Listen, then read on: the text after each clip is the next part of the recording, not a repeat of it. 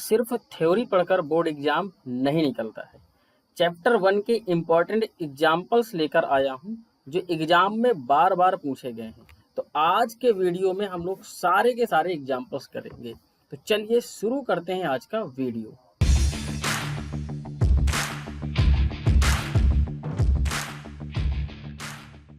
यहाँ पे example number हम लोग फर्स्ट देखते हैं। कह रहा है मान लीजिए ए किसी बालकों के स्कूल के सभी विद्यार्थियों का समुच्चय। ये क्या है? बालकों के स्कूल के सभी विद्यार्थियों का समुच्चय। दर्शाइए कि आर जो है ए कामा बी, ए जो है बी की बहन है। ठीक है, तो यह जो मेन पॉइंट दिया होता है, यह जो दिया है यही आपका मेन पॉइंट होता है। ठीक है, द्वारा प्रदत्त संबंध एक रिक्त संबंध है, ये हमें दिखाना है। तथा आर डैश जो है ए कामा बी, ठीक है, ए तथा बी की ऊंचाइयों का अंतर 3 मीटर से कम है। तो यहाँ पे आपको दो सवाल दिए, एक तो दिया है कि आपको रिक्त संबंध दिखाना है और एक दिया है कि इसमें सार्वत्रिक संबंध को दिखाना है। तो ध्यान से समझिएगा, पहला हम लोग यहाँ पे रिक्त संबंध को दिखाते हैं। तो देखिएगा, यह जो समुच्चय ए दिया है, यह क्या है? किसी बालकों की स्कूल का। ठीक है, स्कूल कैसा है? बालकों का है। ठीक है, बालकों के स्कूल के सभी विद्यार्थी, ठीक है, उनका समुच्चय दिया है। जितने भी स्कूल में बालक विद्यार्थी हैं, ठीक है, बालक विद्यार्थी हैं, उन सभी का समुच्चय दे रखा है। ठीक है, अब यहाँ पे जो है कह रहा ए जो है बी की बहन है, तो समझने का प्रयास कीजिएगा। हम कहेंगे आर जो है वह क्या है?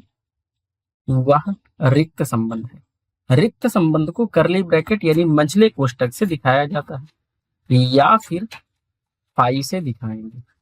ठीक है, ऐसा क्यों है? ठीक है, आप कारण यहां लिख सकते हो। ठीक है, क्योंकि स्कूल जो है, स्कूल बालकों का है, बालकों का है। ठीक है, तो कोई भी बालक, कोई भी बालक किसी बालक की, किसी बालक की बहन नहीं हो सकती, नहीं हो सकती। ठीक है, बात समझ पा रहे हो? कोई भी ऐसा संबंध ही नहीं बन रहा है जो इस बात को संतुष्ट कर रहा हो कि ए जो है बी की बहन है। ठीक है, तो जहां पे कोई संबंध नहीं बन पाता है वहां क्या होगा? रिक्त संबंध होगा। तो यहां हमने यह दिखा दिया। हम कह सकते हैं अतः आर जो है वह रिक्त संबंध है, रिक्त संबंध है। ठीक है, तो ये हमने दिखा दिया। अब यहाँ पे देखिए, दूसरा सवाल इसी में क्या दिया है कि आर डैश को क्या दिखाना है कि ए तथा बी की ऊंचाइयों का अंतर 3 मीटर से कम है। अब यहाँ पे समझिएगा, वही चीज है कि जो आपको समुच्चय दे रखा है, ठीक है, वो बालक विद्यार्थियों का स्कूल है। ठीक है, जिसमें केवल और केवल बालक पढ़ते हैं। ठीक है, स्कूल जो है, ठीक है, बालकों का है, बालकों का है। ठीक है, उन विद्यार्थियों का समुच्चय, विद्यार्थियों का समुच्चय है।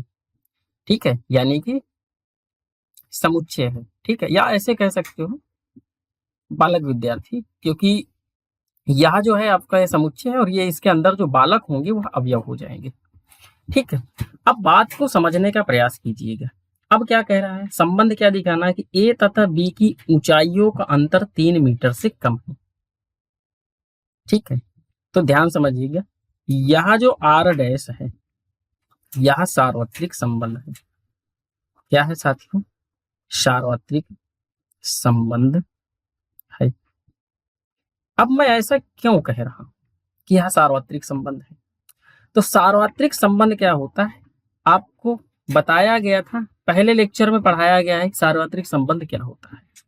कोई भी अवयव दे रखा है, कोई भी समुच्चय दे रखा है, तो हम क्या करते हैं, उसका पहले कार्तीय गुणन कराते हैं। कार्तीय गुणन कराने पर कार्तीय युग्म प्राप्त होते हैं, और जो कार्तीय युग्म होते हैं उनसे हम लोग कोई संबंध बनाते हैं। तो यहाँ पे आप ध्यान समझिएगा, यहाँ पे कह रहा है ए तथा बी की ऊंचाइयों का अंतर 3 मीटर से कम है। ठीक है, ए और बी क्या दिखा रहे हैं, यहाँ पे यह बालक है। तो सीधी सी बात है, मान के चलो यह जो है, यह ए है, और यह जो है, यह बी। इन दोनों का अंतर कितना होना चाहिए, ऊंचाइयों का अंतर 3 मीटर से कम। ठीक है, ये मैं दो अवयवों की केवल बात कर रहा हूं, यहां पे तो समझिएगा। ठीक है, अंतर 3 मीटर से कम, 3 मीटर से कम होने का मतलब है 3 मीटर जो होता है वह, अगर मैं इसे फुट में चेंज करूं तो 9.84 फुट होता है, या कह सकते हो लगभग 10 फुट। ठीक है, तो जितने भी बालक हैं, ठीक है, कोई भी इंसान देखिएगा, बहुत खींच के 7, 7.5, 8 फीट, बहुत खींच के। ठीक है, और इनका तो अंतर दे रखा है कि 10 फुट से कम हो, तो सारे के सारे 10 फुट से कम में आएंगे। अंतर जो होगा, डिफरेंस जो होगा, सारे के सारे 10 फुट के से कम में आएंगे। बात समझ पा रहे हो कि नहीं समझ पा रहे हो? ठीक है, यानी कि देखो, ऐसे समझिएगा, यहाँ पे कंफ्यूज नहीं होना। ठीक है, देखो मैं समझाता हूँ यहाँ पे, चलो और नेक्स्ट पेज पे समझते हैं। ठीक है, ये आपका सार्वत्रिक संबंध है, ये मैंने बता दिया, लेकिन इसको समझ लेते हैं एग्जाम्पल्स के माध्यम से। देख, मान के चलिएगा यहाँ पे कोई लड़का है, यहाँ पे कोई लड़का है, पृथ्वी में जितने भी बालक हैं उस सारे के सारे, अगर सभी का हम लोग क्या निकालें, अंतर निकालें। ठीक है, क्या निकालें सर, अंतर निकालें। अंतर सभी का 3 मीटर से कम ही आएगा, 3 मीटर से कम ही होता है। किसी भी बालक का 3 मीटर या 3 मीटर से अधिक अंतर हो ही नहीं सकता। ठीक है, क्या आपको यह बात समझ में आई? ठीक है, यानी कि दुनिया में जितने भी लोग हैं, जितने भी इंसान हैं, उन सभी का अंतर जो होगा 3 मीटर से कम ही होगा। ठीक है, 3 मीटर से कम का मतलब है लगभग में 10 फुट। ठीक है, अंतर आप समझ पा रहे हो? जैसे अंतर होने का क्या मतलब होता है, जैसे आप पढ़े हो, जैसे मान के चलिएगा, एक मेरे पास वैल्यू x है और एक मेरे पास वैल्यू y है। मैं कह रहा हूं इन दोनों का अंतर बताइएगा, तो आप क्या करते हो, आप कोई भी बड़ी संख्या होगी, मान के चलो बड़ी संख्या x है और छोटी संख्या y, तो हमेशा बड़ी से छोटी को घटा दिया जाता है, यानी x माइनस वाई। अब मैं क्या कह रहा हूं कि इन दोनों का जो अंतर है वह कितना है, आपने कहा 3 मीटर। इसका मतलब क्या है, इसका सीधा सा मतलब है, अगर मैं यहां मान लूं यह जो है x जो है वह 7 मीटर है, तो सीधी सी बात है यह 4 मीटर, मान के चलिएगा यह 4 मीटर है। ठीक है, 4 मीटर होगी। अब इन दोनों का अंतर तभी तो 3 मीटर के बराबर आएगा। ठीक है, अब आप यहाँ पे चीजों को समझ पा रहे हैं। ठीक है, तो अंतर का मतलब क्या होता है कि बड़ी से छोटी को घटाओगे। अगर दुनिया में कोई भी व्यक्ति है, ठीक है, तो उनका अंतर 3 मीटर से सभी का कम होगा, ना कि 3 मीटर होगा, और ना ही 3 मीटर से ज्यादा। अब यहाँ पे दूसरा सवाल दे रहा, कह रहा मान लीजिएगा कि टी किसी समतल में स्थित समस्त त्रिभुजों का एक समुच्चय है। ठीक है, प्रश्न में क्या दे रखा है कि जो टी है, ठीक है, जो टी है वह क्या है, समतल में स्थित समस्त, समतल में स्थित समस्त, ठीक है, त्रिभुजों का एक समुच्चय है, त्रिभुजों का एक समुच्चय है, एक समुच्चय है। ठीक है, यह आपको दे रखा है। ठीक है, इतनी बात क्लियर है। अब इसमें क्या कह रहा है, समुच्चय टी में जो ये समुच्चय दे रखा है, ठीक है, यह जो आपको समुच्चय दे रखा है टी में आर जो है, जो संबंध दिखा रहा है, वो क्या कह रहा है, T1 कामा T2, ठीक है, सच दैट T1 T2 के सर्वांग सम हो, एक संबंध दिखा रहा है। देखिए समझिएगा, मेन आपका संबंध जहां दिखाता है वह यह होता है। देखो ये कह रहा है ना, एक संबंध है। क्या संबंध है कि T1 जो है T2 के सर्वांग सम है। कह रहा सिद्ध कीजिए कि R एक तुल्यता संबंध है। ठीक है, जब यह कह दे कि सिद्ध कीजिए कि R एक तुल्यता संबंध है, इसका मतलब स्वतुल्य, सममित, संक्रामक सारी चीजें चेक करनी है। तो हम लोग पहले सबसे पहले देख लेते हैं स्वतुल्य के लिए, स्वतुल्य हेतु। ठीक है, अब ध्यान से समझने का प्रयास कीजिएगा। स्वतुल्य में आपने क्या क्या चीजें पढ़ी थी। स्वतुल्य क्या होता है कि ए comma A belongs to R, for every, यहाँ पे ये टी दे रखा है, ठीक है, यह आपका समुच्चय है, तो यह टी के लिए है। अब एक बात समझिएगा, यहाँ पे आपको क्या समझना है कि यहाँ पे क्या कह रहा है। देखो सवाल में क्या कहा है कि T1 जो है T2 के, T1 ऐसे लिख लीजिए, T1, हाँ, T2 के सर्वांग सम है, सर्वांग सम है। ये आपको सवाल में दे रखा है।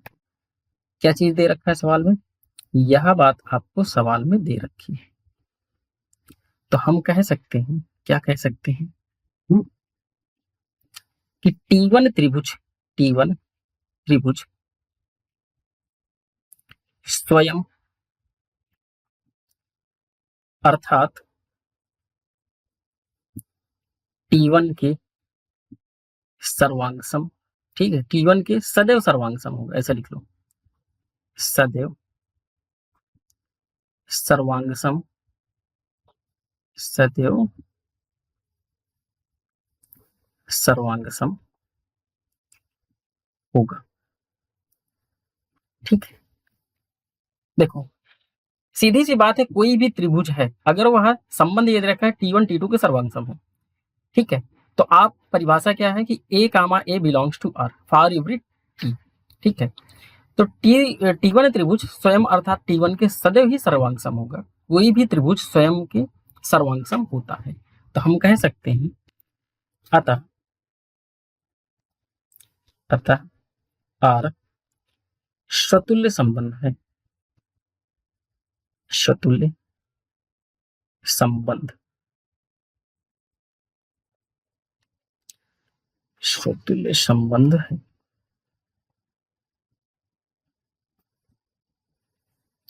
ठीक है, तो हमने यहाँ पे स्वतुल्यता को दिखा दिया। ठीक है, अब अगली बात समझिएगा, हम यहाँ पे देखते हैं सममित हेतु, सममित हेतु। ठीक है, तो सममित में आपने क्या पढ़ा है, समझिएगा जरा सा। आपने इसकी परिभाषा पढ़ी है कि ए comma B belongs to R है, तो बी कामा ए भी बिलोंग्स टू आर होगा। अगर ऐसा है तो ही वह स्वतुल्य सममित संबंध होगा। ठीक है, तो यहाँ पे देखिए इसमें क्या कह रहा है, समझिएगा, कह रहा है T1 जो है T2 के सर्वांग सम है। तो हमें इसमें चेक करना है। देखो ये सवाल में दे रखा है कि T1 जो है, T1 T2 के सर्वांग सम है, सर्वांग सम है। तो T2 भी T1 के सर्वांग सम होगा, सर्वांग सम होगा। ठीक है, ऐसे समझिएगा, T1 कामा T2 ये बिलोंग कर रहे हैं आर को। ठीक है, T1 comma T2 belongs to R, तो T2 कामा T1 भी बिलोंग्स टू आर है। अतः, अतः आर एक सममित संबंध है, सममित संबंध है। ठीक है, इस बात को यहाँ पे समझने का प्रयास कीजिए। मान के चलिएगा मुझे एक त्रिभुज यह दे रखा है और एक त्रिभुज यह दे रखा है। ठीक है, यह जो है T1 है और यह T2 है। T1 है, ये T2 है। अगर T1 जो है T2 के सर्वांग सम है तो T2 भी T1 के सर्वांग सम होगा। ये बात बिल्कुल क्लियर है। ठीक है, यही तो हमें सिद्ध करना होता है। सवाल में ये दिया होता है A comma B belongs to R। आपको जो चेक करना होता है, आपको जो ढूंढना है, इसका उल्टा ढूंढना है, यानी B comma A belongs to R करना है। तो सवाल में तो दिया था कि T1 comma T2 belongs to R, तो हमें दिखाना था T2 comma T1 belongs to R। ठीक है, तो ये हमने दिखा दिया। अतः R जो है एक सममित संबंध है। अब हम लोग इसमें चेक करते हैं संक्रामक हेतु।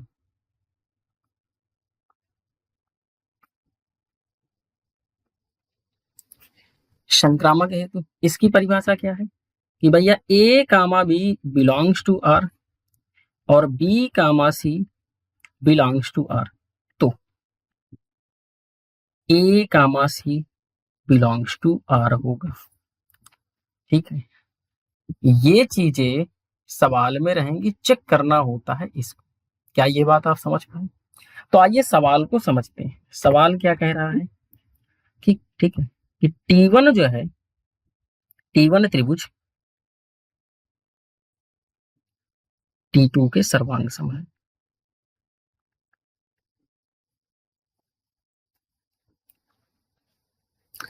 ठीक है, अर्थात हम कह सकते हैं T1 comma T2 belongs to R और T2 त्रिभुज T3 के सर्वांग सम है। यानी कि T2 comma T3 belongs to R। तो T1 त्रिभुज T1 त्रिभुज T3 के भी सर्वांग सम होगा, के भी सर्वांग सम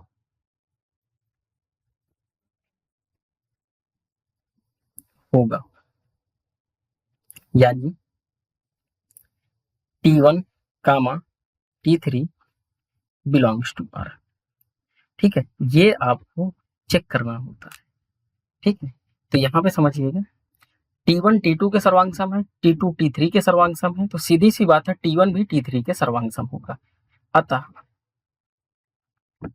R एक संक्रामक संबंध है।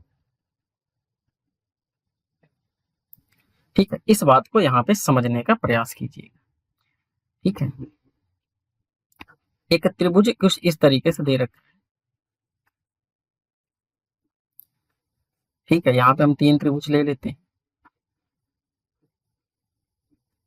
और ये जो है यह T1 है, यह T2 है, यह T3 है। अब ध्यान समझने का प्रयास कीजिए। T1 जो है T2 के सर्वांग सम है, T2 जो है T3 के सर्वांग सम है, तो सीधी सी बात है भैया T1 जो होगा T3 के सर्वांग सम होगा। यही तो हमें दिखाना था। ठीक है, यही तो हमें दिखाना था कि T1 जो है T3 के सर्वांग सम हो जाए। क्या ये बात क्लियर है? अच्छा, हमें दिखाना था कि यह जो है तुल्यता संबंध हो। तो हमें पता है तुल्यता संबंध कब होता है? तुल्यता संबंध जब सतुल्य सममित तथा संक्रामक तीनों ही संबंध हो। ठीक है, तो क्या होता है? वो तुल्यता संबंध है। तो हम कह सकते हैं कि यह जो है यह एक तुल्यता संबंध है।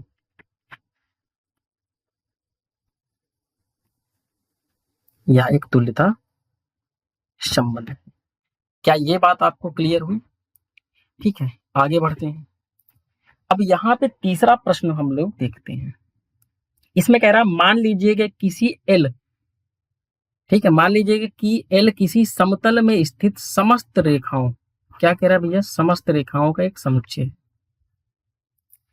तथा आर जो है L1 कामा L2, L1 जो है L2 पर लंब है। मेन मुद्दा यहाँ पे होता है, इसने कह दिया भैया L1 जो है L2 के लंब है, यही संबंध है आपका। समुच्चय एल में परिभाषित एक संबंध है, सिद्ध कीजिए कि आर सममित है, किंतु यह ना तो सतुल्य है और ना संक्रामक है। ठीक है, आइए इस प्रश्न को समझते हैं। सबसे पहले तो हम लोग सतुल्यता को चेक कर लेते हैं, तो यहां लिखेंगे स्वतुल्य हेतु। ठीक है, स्वतुल्य हेतु। अब सीधी सी बात है कि यहां पे कह रहा है L1 जो है L2 पर लंब है। ठीक है, ये आपको दे रखा है कि L1 जो है L1 L2 पर लंब है, यह आपको संबंध दे रखा है। अब ध्यान समझने का प्रयास कीजिएगा। यह जो है संबंध दे रखा है, मैं इस तरीके से आपको ऐसे किए दे रहा हूं, तो देखिएगा हम क्या करेंगे, लिखेंगे L1 लंब है L1 does not belongs to R। ठीक है, इसका क्या मतलब है, कोई भी रेखा, कोई भी रेखा, कोई भी रेखा स्वयं पर लंब नहीं हो सकती, नहीं हो सकती। अतः अतः आर स्वतुल्य संबंध नहीं, स्वतुल्य संबंध नहीं।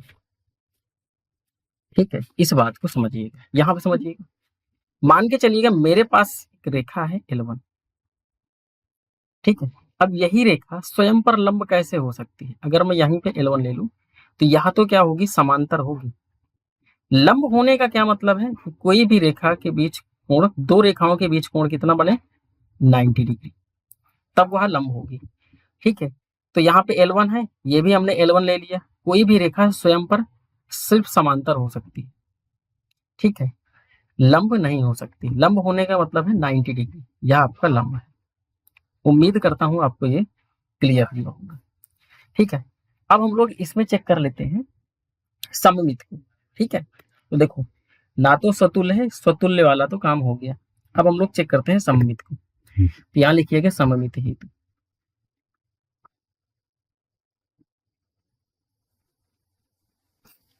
ठीक है, अब ध्यान समझिएगा, L1 रेखा L2 पर लंब है, यानी कि L1 जो है L1 कामा L2, ऐसे समझिएगा। L1 जो है लंब है किस पर, L2 पर, तो यह बिलोंग कर रहा R। क्या ये बात क्लियर है? अब हमें जो दिखाना है वह दिखाना है L2 रेखा लंब है L1 पर। ठीक है, यानी कि L2 जो है लंब है L1 पर, ये भी बिलोंग कर रहा है R को। हम कहेंगे R जो है, R एक सममित संबंध है।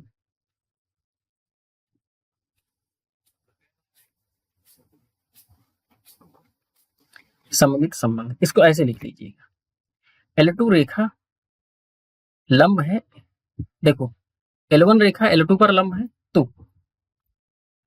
तो L2 रेखा भी, ऐसे लिखो, L2 रेखा भी L1 पर लंब होगी। ठीक है, इसको समझिएगा। ठीक है, यहां पे समझिएगा, मेरे पास एक रेखा है, मैंने ले लिया, इसका नाम दे दिया L1। दूसरी रेखा या L2 है, अब देखिए L1 जो है L2 पर लंब है और L2 जो है L1 पर लंब है। क्या ये बात समझ में आ रहे हो? क्या ये बात समझ पा रहे हो? देखिएगा, ये रेखा L1 है, L1 लंब है किस पर? L2 पर। और L2 रेखा लंब है किस पर? L1 पर। ठीक है, तो इसलिए R जो है एक सममित संबंध है। क्या ये बात क्लियर है? अब हम लोग देख लेते हैं संक्रामक की। यहाँ पे लिखिएगा संक्रामक हेतु।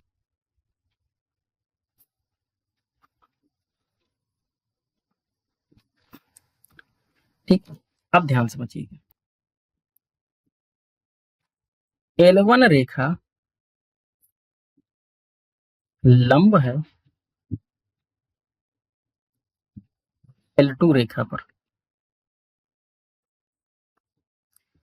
L2 रेखा लंब है L3 रेखा पर। तो L1 रेखा L1 रेखा L3 रेखा पर L3 रेखा पर लंब नहीं होगी, लंब नहीं होगी। समझिएगा इस बात को, अभी समझा रहा हूं, परेशान मत होइएगा। ठीक है, तो यहां पे समझने का प्रयास कीजिएगा। यानी कि देखो L1 जो है वह लंब है किस पर? L2 पर। L1 belongs to are L2। ठीक है, L2 जो है लंब है किस पर? L3 पर। तो L2 बिलोंग L2 लंब है L3 पर, तो ये बिलोंग करेगा R को। लेकिन ठीक है, L1 does not belongs to R। ठीक है, हम क्या कहेंगे, अभी इसको समझा रहा हूं। अतः R संक्रामक संबंध नहीं है, संक्रामक संबंध नहीं। ठीक है, बात को समझिएगा। यहां पे देखिएगा, एक रेखा है मेरे पास, ये L1। ठीक है, L1 रेखा L2 पर लंब है, L2 पर लंब है। ठीक है, यहाँ पे देखो 90 डिग्री कोण बन रहा है, आपने कहा बिल्कुल। फिर क्या है, L2 रेखा L3 पर लंब है, L2 रेखा, ये जो रेखा है L3 पर लंब है। देखो इसके बीच में 90 डिग्री कोण बन रहा है। अब आप क्या बता सकते हो कि L1 यह रेखा है, L2 यह, L3 यह रेखा है, यह रेखाओं के बीच में, ठीक है, क्या 90 डिग्री कोण बन रहा है? यह तो समांतर है। आप समझ पा रहे हैं, यह रेखा और यह रेखा, ये दोनों रेखा, ये L1 है, ये L3 है, यह दोनों रेखाएं तो समांतर हैं। हमें तो सिद्ध करना है कि भैया L1 जो है L3 के लंब हो जाए, ये दोनों एक दूसरे पर लंब हो जाए। तो ऐसा तो है नहीं। ठीक है, ये क्या है, या तो समांतर है। इसका मतलब R जो है संक्रामक संबंध नहीं है। क्या ये बात आपको समझ में आई? ठीक है, अच्छा अगला प्रश्न देखते हैं। अगला प्रश्न क्या कह रहा है, कह रहा सिद्ध कीजिए कि समुच्चय 1 2 3 में R जो है, अब देखो R1, 1 ये आपको दे रखा है। इस समुच्चय को A मान लीजिएगा कि A जो है वह आपको इस तरीके से दिया 1 2 3। ठीक है, और इसका जो संबंध दे रखा है वह इस तरीके से दे रखा है कि 1 1 2 2 3 3 1 2 2 3। ठीक है, द्वारा प्रदत्त संबंध स्वतुल्य है, परंतु ना तो सममित है और ना ही संक्रामक है। तो हम सबसे पहले स्वतुल्यता चेक कर लेते हैं। देखिएगा, यहाँ पे लिखिएगा स्वतुल्य हेतु। स्वतुल्य में आप क्या क्या चेक करते हैं? खुद का खुद से संबंध होना चाहिए। ये जो भी आपको अवयव दे रहे हैं, ये सारे के सारे एक दूसरे से संबंधित होना चाहिए। यानी एक जो है एक से संबंधित हो, दो दो से संबंधित हो, तीन तीन से संबंधित हो, बाकी अन्य किसी से संबंधित है तो इससे कोई मतलब नहीं है। हमें सिर्फ इनको चेक करना है। तो देखो 1 1 2 2 और 3 3। आप यहाँ पे लिखोगे 1 1 belongs to R, 2, 2 belongs to R, 3, 3 belongs to R. अतः आर एक स्वतुल्य संबंध है, स्वतुल्य संबंध है। क्या ये बात क्लियर है? अच्छा, अब हम लोग सममित को चेक कर लेते हैं। ठीक है, तो सममित के लिए क्या करेंगे, देखो 1, 2, तो इसका भी उल्टा मिलना चाहिए, 2, 1 मिल रहा है, क्या यहाँ पे दिख रहा है? नहीं दिख रहा है। या फिर अगर इसको भी ले 2, 3, तो क्या 3, 2 मिल रहा है? आप कहोगे बिल्कुल नहीं मिल रहा। अगर एक जगह से चीजें खराब हुई तो वह फिर सममित नहीं होगा। और एक बात और समझिए, जो भी बराबर होंगे उनको चेक करने की आवश्यकता नहीं है। 1, 1, 1, यानी 1 का उल्टा 1 होगा, तो 1 का भी उल्टा 1 होगा। क्या ये बात समझ पा रहे हो? तो बराबर वालों में चेक करने की आवश्यकता नहीं। तो यहीं पे देखिए, सममित हेतु,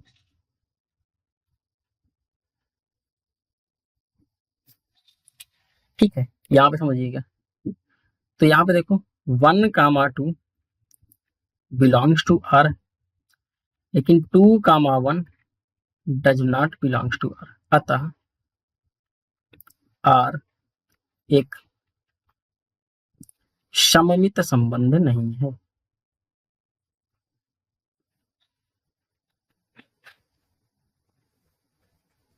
सममित संबंध नहीं। क्या ये बात समझ पा रहे हैं? अच्छा, अब हम लोग संक्रामक को देख लेते हैं। तो देखिए, आप लिखिएगा संक्रामक हेतु।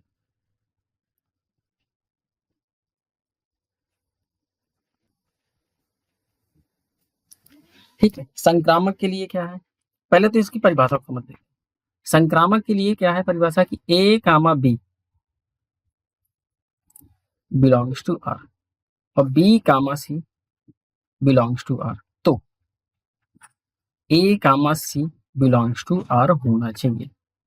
ठीक है, तो यहाँ पे देखिएगा, यहाँ पे आपको 1, 2 मिल रहा है, यानी 1A है, 2 क्या है, B है। तो यहाँ से 2 से स्टार्ट होने वाला ये है 2, 3। इनको चेक देखो, चेक करने की आवश्यकता ही नहीं है। जब भी बराबर वाले मिले तो यहाँ पे आपको परेशान नहीं होना है। आप यहाँ से चेक करिएगा, किसके लिए, सममित और संक्रामक के लिए। ठीक है, तो यहाँ पे देखिएगा, आप कहोगे 1, 2 बिलोंग्स टू आर है और 2, 3 भी बिलोंग्स टू आर है। अब मुझे चेक करना है 1, 3 बिलोंग्स टू आर, जो कि नहीं है। समझिएगा, यहाँ से 1, 2 मिल रहा है, 2, 3 मिल रहा है, लेकिन 1, 3 क्या इस संबंध में कहीं आपको दिखाई दे रहा है? नहीं दिखाई दे रहा है। तो हम कहेंगे आर जो है, आर एक, अतः आर ऐसे लिख दो, अतः आर एक संक्रामक संबंध नहीं है। क्या ये बात समझ में आई आपको? ठीक है, फिर से एक बार समझा दे रहा हूं। हमने यहाँ पे देखा सतुल्य क्या होता है कि खुद का खुद से संबंध होना चाहिए, जो भी आपको यह अवयव दिए हैं। ठीक है, प्रत्येक अवयव का प्रत्येक से संबंध होना चाहिए, यानी कि 1, 1 मिलना चाहिए, 2, 2 मिलना चाहिए, 3, 3 मिलना चाहिए, जो कि हमें यहाँ पे इस संबंध में मिल रहे हैं। तो सीधी सीधी से बात है, पास हो जाएगा। सममित में 1, 2 तो 2, 1 भी मिलना चाहिए, यानी कि यदि A, B belongs to R है, इसका उल्टा भी होना चाहिए, B, A भी बिलोंग्स टू आर होना चाहिए। अगर ऐसा है तो यहाँ पे देखो 1, 2 तो मिल रहा है, लेकिन 2, 1 नहीं मिल पा रहा, इसलिए यह जो है सममित संबंध नहीं था। ठीक है, संक्रामक वाले में क्या चेक करते हैं कि A, B, अगर एक जो है A है तो 2B है, फिर B, C तो हमें 1, 3 देखना चाहिए था, जो कि इसमें नहीं है। 1, 2 बिलोंग्स टू आर, ये पास हो जाएगा, 2, 3 ये भी पास है, ये तो पास है। ठीक है, ये पास नहीं हो पा रहा है, इसका मतलब यह जो है संक्रामक संबंध नहीं। आइए हम लोग एग्जाम्पल नंबर 5 को समझते हैं। प्रश्न है कि सिद्ध कीजिए कि पूर्णांकों के समुच्चय Z में R जो है A, B संख्या 2 जो है A-B को विभाजित करती है, द्वारा प्रदत्त संबंध एक तुल्यता संबंध। तो समझिएगा, सबसे पहले हम यहाँ पे स्वतुल्य को देखते हैं। तो यहाँ पे लिखिएगा हल। स्वतुल्य हेतु। सबसे पहले हम लोग स्वतुल्य को चेक कर लेते हैं। ठीक, अब इस बात को समझिएगा, स्वतुल्य कब होता है।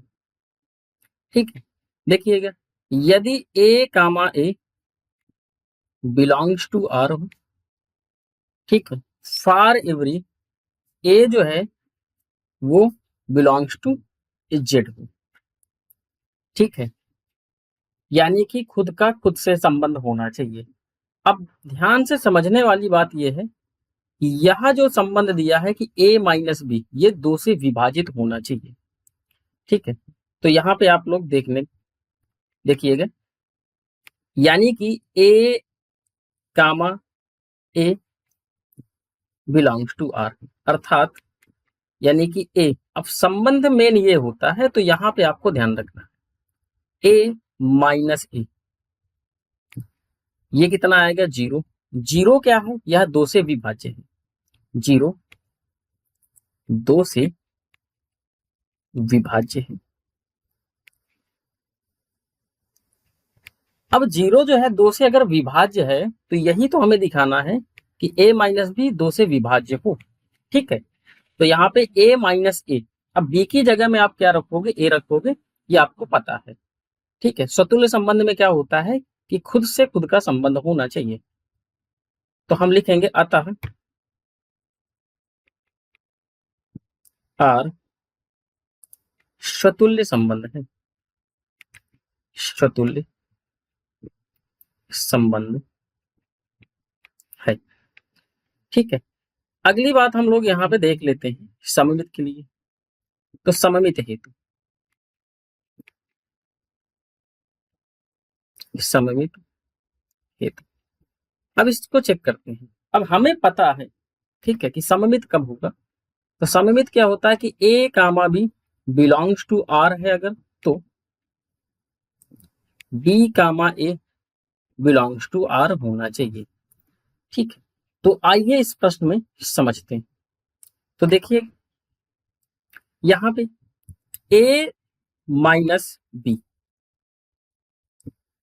ठीक है, a माइनस बी, ठीक है, अब ध्यान समझने का प्रयास कीजिएगा। अगर यह जो a माइनस बी दो से विभाज्य है, दो से विभाज्य, ठीक है, अर्थात यहां आप समझिएगा, तो b माइनस ए भी तो दो से विभाज्य है, दो से विभाज्य होगा, विभाज्य होगा।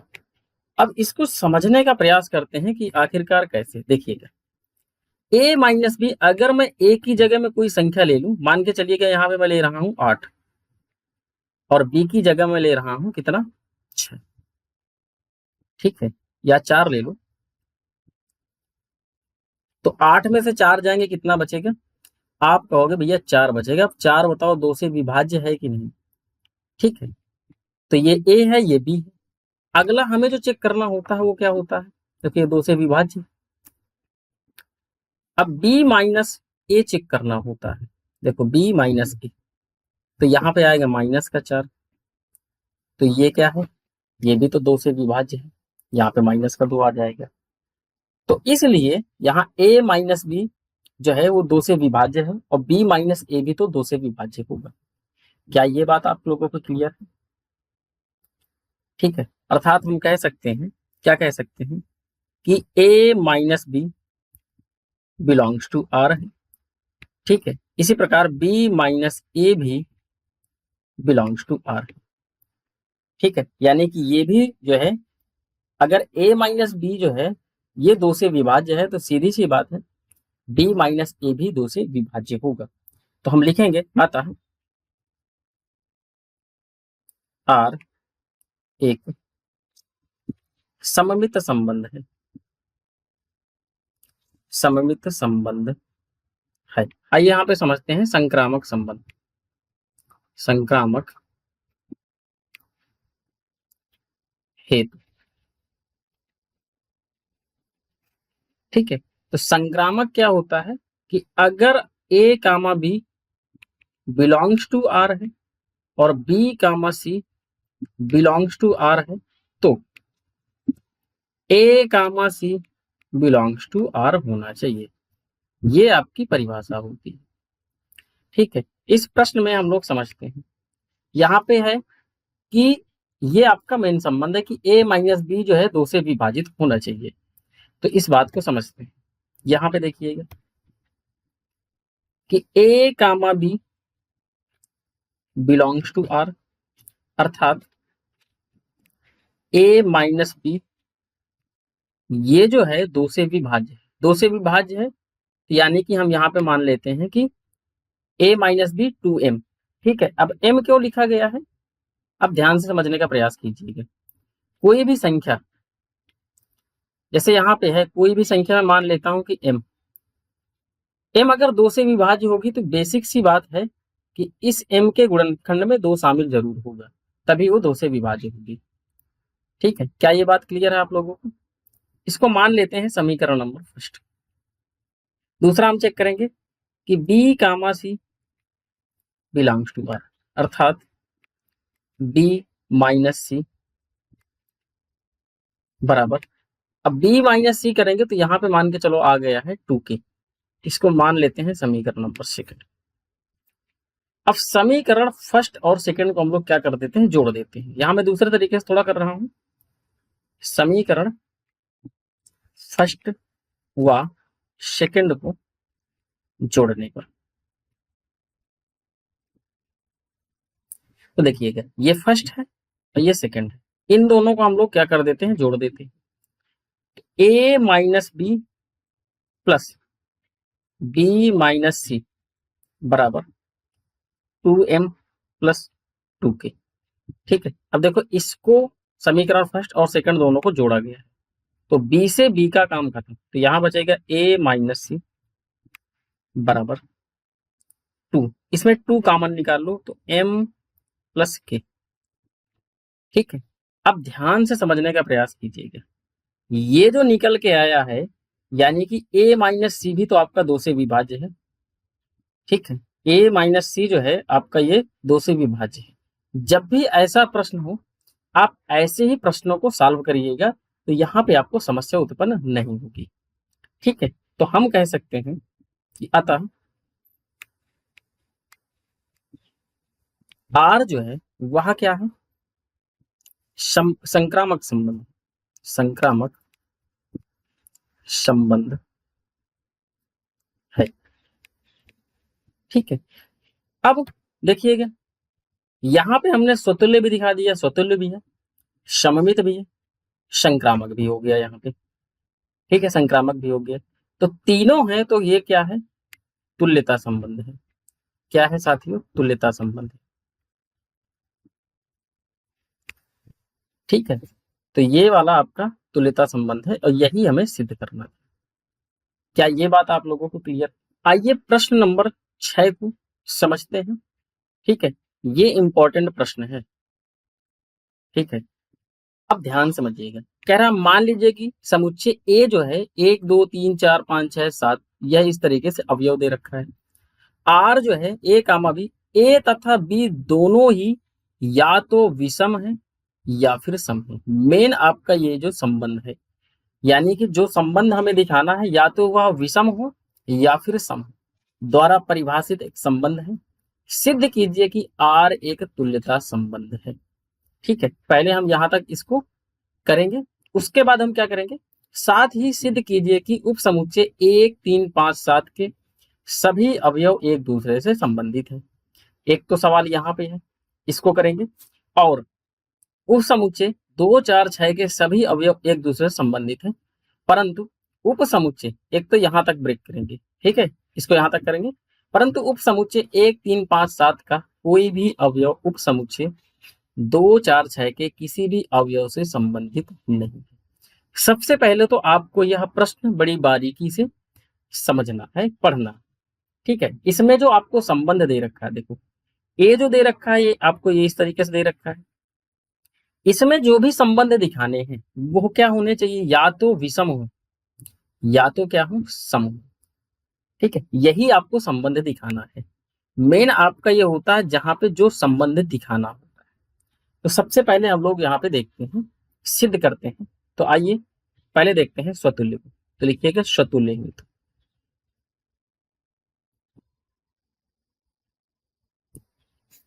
स्वतुल्य की परिभाषा क्या होती है कि भैया a comma A belongs to R for every a belongs to A जो है ए से संबंधित हो।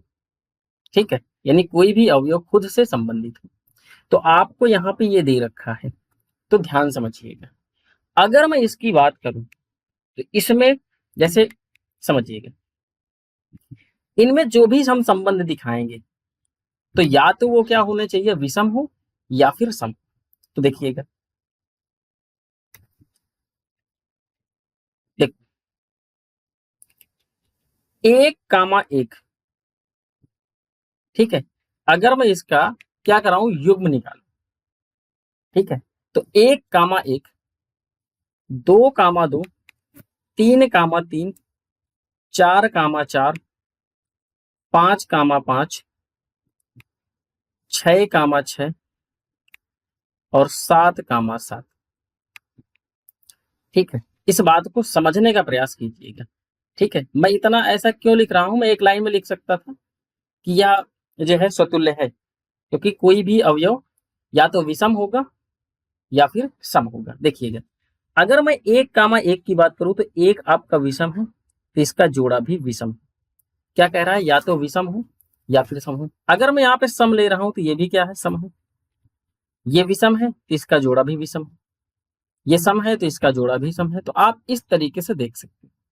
ठीक है, तो आप यहाँ पे कह सकते हो कि यह जो है एक स्वतुल्य संबंध है। ऐसा क्यों है, क्योंकि आपको दिखाना है या तो विषम हो या फिर सम हो। इसमें से देखिएगा, यहाँ पे आपको कोई भी ऐसा अवयव नहीं मिलेगा जिसको आप इनके जोड़ों को दिखाओगे तो दो ही बात निकल के आएंगे। अगर आपको चीजें नहीं समझ में आ रही तो ऐसा समझ लीजिएगा, मान लीजिएगा कि लड़की, इसको मान के चलिएगा कि विषम है, और यह लड़का है, इसको मान के चलिएगा कि सम। तो आप बताइएगे, इसमें जो भी संबंध आप बनाओगे, इसमें लड़की है या लड़का है। ठीक है, तो जो भी आप संबंध बनाओगे या तो लड़की होगी या फिर लड़का होगा। तो अगर आप देखो, इसमें क्या लेते हैं, ए कामा ए, जो यहां होता है वही इसको लेते हैं। तो एक कामा एक, अगर यह विषम है तो ये भी विषम है, अगर यह सम है तो ये भी सम है, या विषम है तो ये भी विषम है। तो सम या विषम के अलावा और कुछ आएगा नहीं। क्या ये बात क्लियर है। तो हम कहेंगे अतः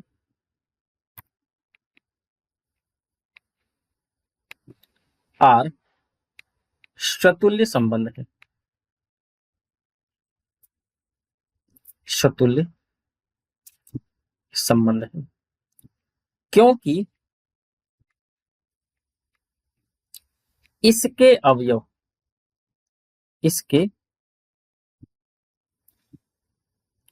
अवयव एक दूसरे से, एक दूसरे से संबंधित, संबंधित है, या संबंधित है, या तो वह विषम है या सम। बात समझ पा रहे हैं। इसलिए यह आर जो होगा क्या होगा, सुतुल्य संबंध होगा। क्या ये बात आप लोगों को क्लियर है।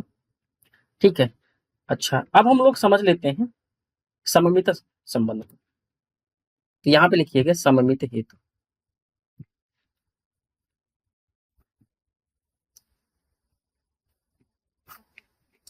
ठीक है, अब ध्यान से समझिएगा, सममित की क्या परिभाषा होती है कि ए कामा बी बिलोंग्स टू,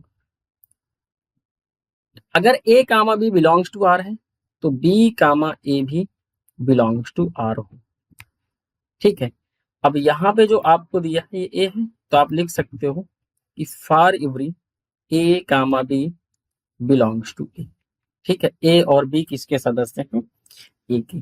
अब यहाँ पे समझिएगा, इसमें कह रहा है कि आप जो भी संबंध बनाओगे या तो वह विषम हो या फिर सम हो। अगर मैं विषम की बात करूं, समझिए,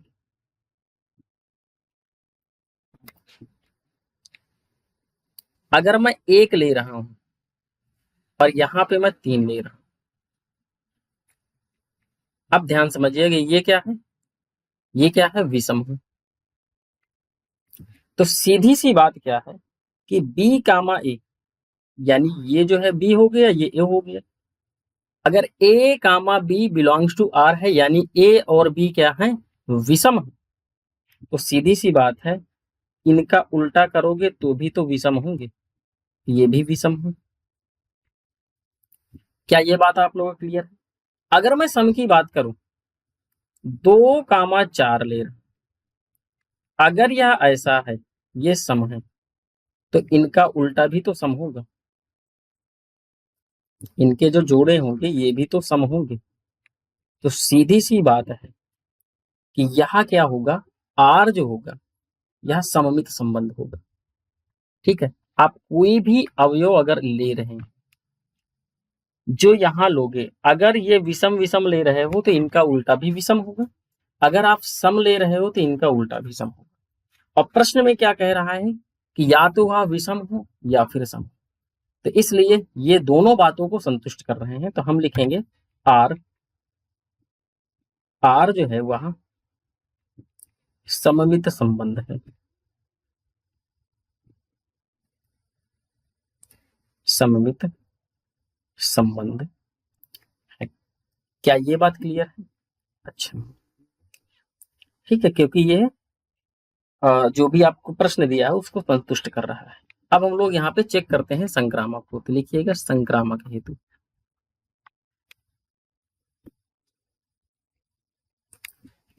ठीक है, संक्रामक की क्या परिभाषा होती है?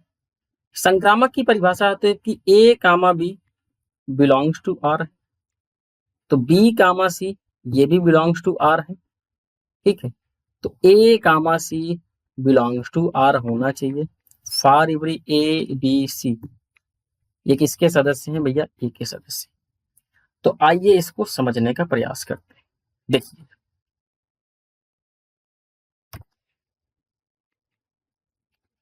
आप यहां पे, ठीक है, ध्यान समझिएगा, ए comma B belongs to are. ठीक है, अब मैं आपको यहाँ पे इसी तरीके से समझाता हूँ कि मान लीजिएगा यहाँ पे आपने ले लिया 1 कामा 3, विषम ले लिए, और यहाँ पे ले लिए देखो B comma C belongs to R, तो 3 कामा 5। ठीक है, ये दोनों क्या है, विषम है। तो सीधी सी बात क्या है कि ए comma C belongs to are होगा। तो देखो, ए हमारा 1 है, बी 3 है और सी 5 है, तो 1 कामा 5 ये भी तो आपका विषम ही होगा। क्या ये बात आप लोगों को क्लियर है? अच्छा, ठीक है, देखिएगा, इसमें ये चीजें आपको लेकर आनी ही आनी है, और चेक करना ये वाला होता है। बहुत से विद्यार्थी इसमें कंफ्यूज होते हैं। मैंने यहाँ पे आपको विषम वाले दिखा दिए। अब मैं अगर सम की बात करूं, तो देखिएगा, अगर मान के चलिएगा, यहाँ पे मैं सम की बात कर रहा हूं कि ए comma B belongs to R, और मैं यहां दिखा दूं 2 कामा 4। ठीक है, क्या दिखा दूं, 2 कामा 4, मैंने सम वाले ले लिए। अगर यह सम है, ठीक है, तो B minus C belongs to R, यानी 4 कामा 6 ही बिलोंग्स टू आर होंगे, ये भी तो सम होंगे। तो सीधी सी बात है कि मुझे जो चेक करना है ए कामा सी। ठीक है, यानी 2 कामा 6 ये भी तो आपका सम है। ठीक है, अब ध्यान समझिएगा, जो भी आपको अवयव दे रखे थे, या तो वह क्या हो, विषम हो या फिर क्या हो, सम हो, तो यहाँ पे इस बात को यह संतुष्ट कर पा रहा है। तो हम लिखेंगे अतः आर जो है वह संक्रामक है। ठीक है, आर जो है वह क्या है, संक्रामक है। और ये तीनों बातें हो गई हैं तो सीधी सी बात है कि यह तुल्यता संबंध है, तुल्यता संबंध है। क्या ये बात आप लोगों को क्लियर है? अच्छा, अब देखिए कि प्रश्न में कुछ और भी बातें दी है। यहां तक तो हमने क्या कर दिया, तुल्यता संबंध तक दिखा दिया। अब कह रहा साथ ही सिद्ध कीजिए कि उप समुच्चय 1 3 5 7 के सभी अवयव एक दूसरे से संबंधित और उप समुच्चय 2 4 6 के सभी अवयव एक दूसरे से संबंधित है। अगर इनके अवयव एक दूसरे से संबंधित हैं, ठीक है, और 2 4 6 के सभी अवयव संबंधित हैं, सीधी सी बात है। देखिएगा, कह रहा उप समुच्चय 1 3 5 7, अगर यह एक दूसरे से संबंधित है, ठीक है, एक दूसरे से संबंधित है, तो सीधी सी बात है ये क्या होंगे, विषम होंगे या विषम। प्रश्न में क्या कह रहा है, या तो वह विषम हो या तो सम हो। ठीक है, तो ये बात यहाँ पे संतुष्ट हो रही है। दूसरी कह रहा उप समुच्चय 2 4 6, ये क्या है, सम। अगर इन अवयवों को एक दूसरे से संबंधित करवाया जाए, ठीक है, तो वो भी तो सम ही होंगे। जैसे इस बात को समझिएगा, यहाँ पे देखिएगा कि अगर मैं 1 को 3 से, ठीक है, 5 को 7 से, मतलब इन्हीं में से एक दूसरे से संबंधित करवाऊं तो सारे के सारे अवयव विषम हैं। तो बताइएगा, सारे के सारे अवयव विषम ही तो आएंगे।